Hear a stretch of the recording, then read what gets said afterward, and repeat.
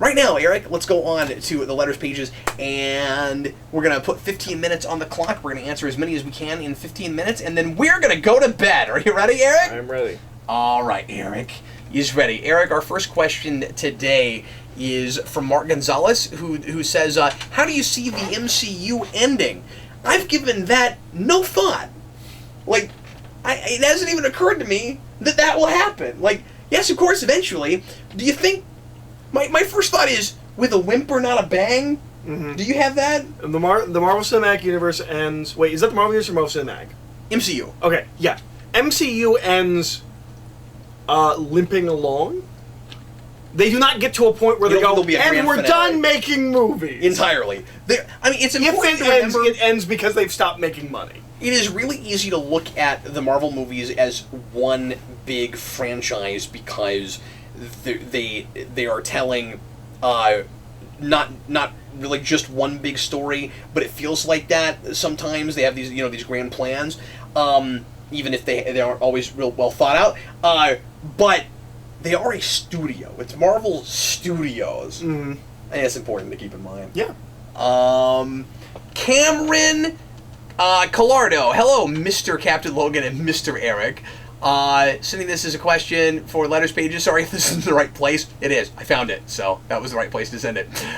If you and Mr. Eric had to pick one animated show or movie, one live-action, TV included, and one video game, what would you say are your 3 favorite versions of Batman and his universe?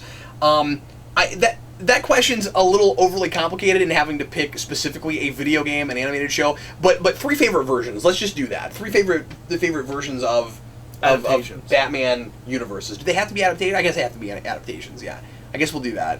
Yeah, because I saw this on Facebook, and like his answers were like, The Batman, Gotham, and Telltale. Batman versus... I mean, I guess we can do it the way he's saying. It's just Eric's not a video game guy. So for me, video game is Arkham. I mean, like, now Telltale is a contender for people. I guess it's by default Telltale for me. Yeah, but before that, it was... It would have just straight up been Arkham, but yeah, sure. But Arkham is certainly mine. And then what animated show or movie? Is it still TAS or is it something else? I mean, yeah, right. Like, well, no.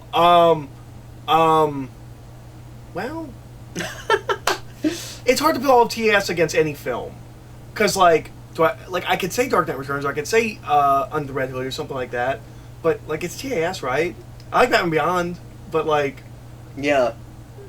Well, that's in the same universe too. Yeah, the DC animated universe. And then there's not a lot of contenders. And then for live action, Batman Begins. It's just 89 or and I mean or 66. That is sure. I mean. 89, or sorry, Begins as a universe is tough because we didn't love how it ended, and we didn't get enough done in that universe. But as far as as Begins-averse universe, but yeah, so but I do think like straight up like favorite versions of. I understand that there's so many different versions of Batman. Yeah, but, like that's pretty limited. Yeah.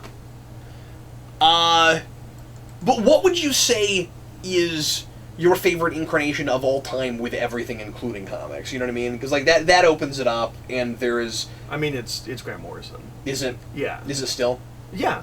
I mean, it could be King by the time King's done, but as of right now, it's still Grant Morrison. Sure. Mm-hmm. I mean, I've read 18 issues of King versus 60 plus whatever issues of Grant Morrison. Yeah. Mine is still favorite doesn't always mean best, right? I mean, mine's still Dixon. Like that's sure, yeah. That's my Batman. Yeah, certainly. That era. Not anyway. Nightfall, yeah. Yeah, that era. Brian Ull, what is your guys' favorite Martin Scorsese film? I've seen one now, so I guess it's that one. Probably. Oh boy, I was just talking about this movie the other day with somebody. The Departed. Probably The Departed. Which if you've not seen, you should see. I haven't. It's I very haven't good. seen that. Yeah. But I saw Wolf of Wall Street, so I guess that's the only thing I've seen. So I guess way. That is Scorsese, right? That is Am I right? Scorsese, Okay. Yes. And I like Goodfellas. Goodfellas. I haven't seen it so long I can't count it. It would be interesting for you to go back to it in the near future, just because Wolf of Wall Street in some ways feels like a remake of Goodfellas, even though they're both based on true stories. Bill Millis, would a crisis-level event that brought the Marvel and DC universe together be something either of you would like moving forward? I feel that pairing of the characters would work well. For example, Batman and Green Goblin, Daredevil and Two-Face. Boy, have I news for you. In the 90s, this happened. It did happen and once, we paired these characters. We sure did. And then we merged them into new characters. Unfortunately, we weren't exactly telling stories with any of that. It would. I will go on record to say, if a new amalgam was announced tomorrow, I would lose my mind. Amalgam, yes. I would be so excited about that. Me too. I don't want to see those companies actually merge forever. I want Brian Michael Bendis to do Superman Spider-Man. If we came back and did an Elseworlds, I would lose my mind. Yeah. That would be the best thing ever. Yeah. No, I don't want them blended like that. Well, he's just talking about crossover, right? Just a momentary cross, like Batman or like Marvel vs. DC, or is he in a permanent merger? He doesn't say either way. Okay, I don't want permanent merger. But this is a question that I have gotten from people too. I kind of made that leap, and I didn't mean to, just because that is a thing that people have suggested. I think there are. I might be wrong about this. I think some people kind of want that to happen just because it feels like the last big giant thing we haven't done yet, and like it might. You might immediately make things less stale if these characters can cross like that. It will not happen because of Disney and Warner Brothers. No, it wouldn't actually happen. But if it could happen, is it something you would want to see? Not me, or not really. I would not a permanent thing. On a temporary basis, I would like to see, if not amalgam, maybe like a big event book with tie-ins. And I'd like to see people who have worked on both companies putting together characters they did. No, that would be really I would love cool to see Bendis write Spider-Man or Spider-Man Superman or Superman. Well, we haven't really seen Superman, but you know what I mean. Yeah. But after he's done that for a while, Rucka's, Batman and Punisher. Yeah. For instance. Yeah. Exactly. Not that he had a Punisher run that anybody read, but I mean, people like it. It wasn't my thing, but people like it. Do they? But, yeah. I think so. I don't. I mean, like he's Rucka, but I mean, I read the first 2 or 3 issues. I didn't care for it either. But yeah, I would like Jeff Lemire doing Green Arrow and Hawkeye. This one's interesting, and Logan and this goes to something we talked about last show a little bit. Carl Maxey has enough time passed for return of video games based on comic movies, and have game designers learned their lesson to make them good and unique? I want to say yes. I want to say no. Okay, go ahead.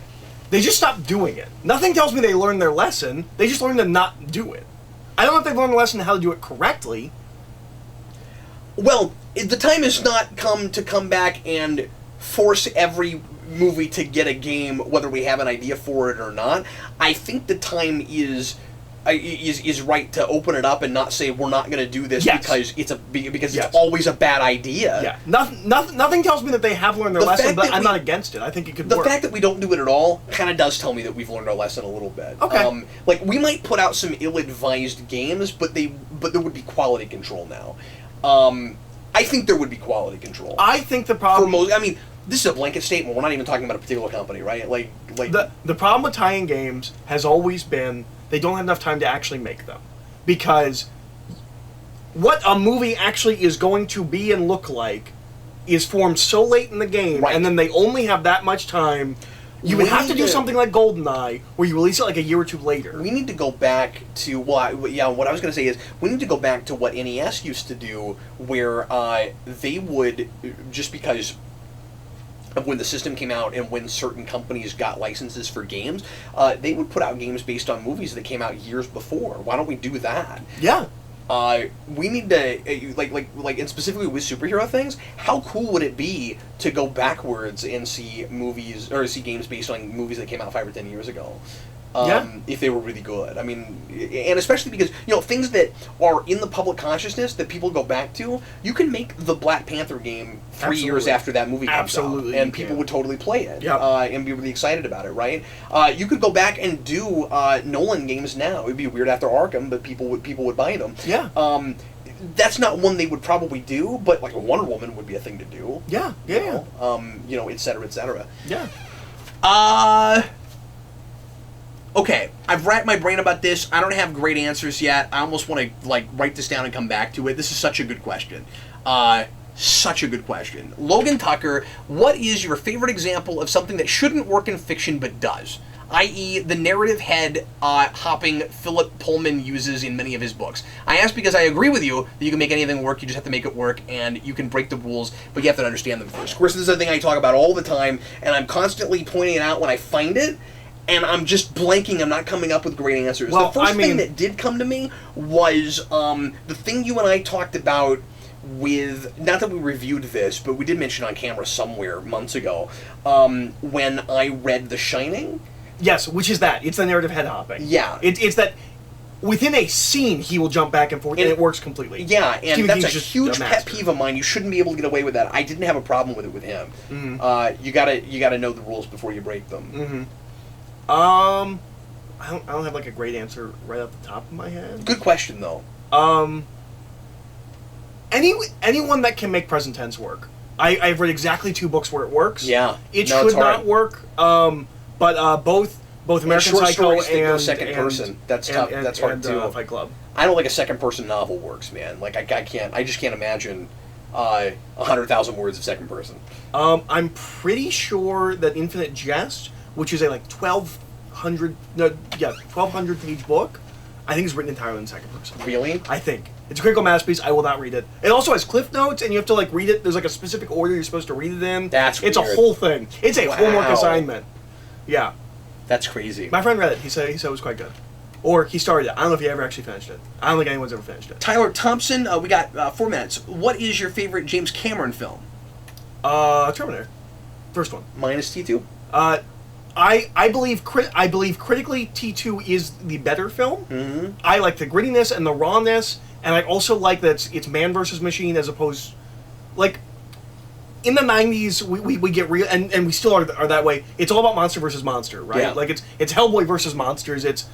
I like that it's 2 humans doing their best, and Kyle Reese doesn't even make it. Like I really like all that. But apparently nothing happens in that movie. So If you're my wife, yeah, that's hilarious. She's halfway through, nothing happens. Sarah, you're so parabolic. Things have happened. What are you talking about? And obviously, aliens in there. I'm sure some people would think we were crazy for putting either the Terminators above Alien, but it's favorite, not Aliens. best. But Aliens is what I meant to say. Okay. But I think Aliens is. I would put both Terminators above Aliens. I love Aliens, but I think Aliens is as good as Terminator. I don't think it's as good as T2. Just like from a story place. Sure. But that's that kind of thing is a lot more where I live, certainly. This is a joke question. I'm going to read it anyway, or at least I assume it's a joke question. Charlie O'Donnell, do you think Shane Black should direct My Little Pony? Sure, I would love to see that. Sure. Yeah. This is not a question I think we can really answer. Dan Schneider, do you think Kathleen Kennedy is responsible? We're getting so many questions about her lately. Is responsible for Star Wars problems, or is she just a scapegoat? People debate how much creative input she has. You have to be there, right? Like, how do you really know? I will say, the only actual evidence, because one of the things is I think we keep getting quotes from her that I don't know if they're actually from her. We just keep seeing. I keep seeing headlines where it's like Kathleen Kennedy says screw fans, and I'm like, did she? I kind of don't think she did. The one big thing that you can point to with Kathleen Kennedy, as opposed to say Kevin Feige, is, boy, she fires a lot of people. Really? Well, I mean, directors. Like think about. Yeah, sure. We have had 3 directors fired. Yeah. No, you're right. She's either bad at picking people. You can't point to specific decisions she's making that are affecting things. It's possible that The Last Jedi, in my opinion, is not her fault.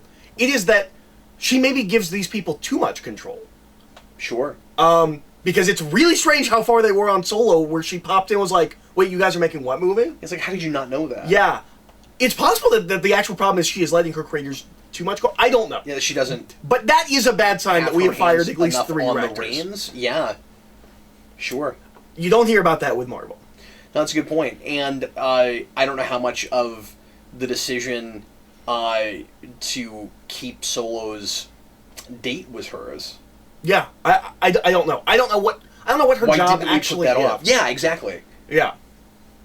Well, that puts us out of time, Eric. So All that's right. going to do it for Letters Pages today. Everybody, thanks as always for watching the Geekvolution Omnibus. We sure appreciate it.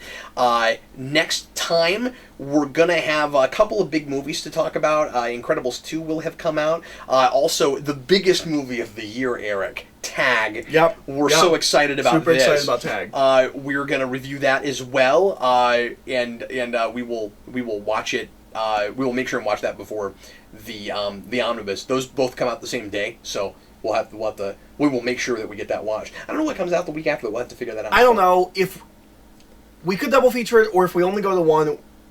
This is Shop Talk. This is important. We should see Incredibles, right? I'm really worried about the getting spoiled for me. I am so excited. No, How me little too. I know about that movie. We're not going to see Tag before Incredibles. That would be silly. As amazing as Tag looks. As much as we want to see that. Yeah, but we will find time. And, that's one of the things that's nice about doing the show twice a month. Yeah, we have more time to go see things. And obviously, I feel like something comes out the following week, but I might be wrong. Obviously, we have more time to read and watch things than we actually do talking about. Sort of, kind of. I mean, like, we're covering a lot of stuff, but then there's all these things that we really want to do that we can't get to. So, I don't know. There's just not enough time in the day. We get a lot of requests for stuff. So, anyway. You guys are great. We sure appreciate you. Thanks a bunch. I'm going to be doing some more game playthrough of Detroit Become Human soon, so look forward to that. Or it might already be right done now. by the time this comes out. That's a horrible idea, right? Should I? Or is it a Should great I? idea? It's like 5 in the morning. I don't know if I should do that. That's a really bad idea. Anyway, thanks. See, and then it's like I'm doing it late at night because it's not a kid-friendly thing. So at 5 in the morning, does it roll over where it becomes like a big problem where like kids are getting up and? Well, that's the Gremlins question. I almost said like going to school, but it's summer now. So anyway, That's the Gremlins rule question. when is it no longer past midnight? We have discussed this at length on the. I mean, we talk about everything you can possibly talk about here on the Omnibus. Eric, thanks for hanging out. Yeah. Appreciate it, and thank you guys for watching. I am Captain Logan, And I am Eric. See you later, folks.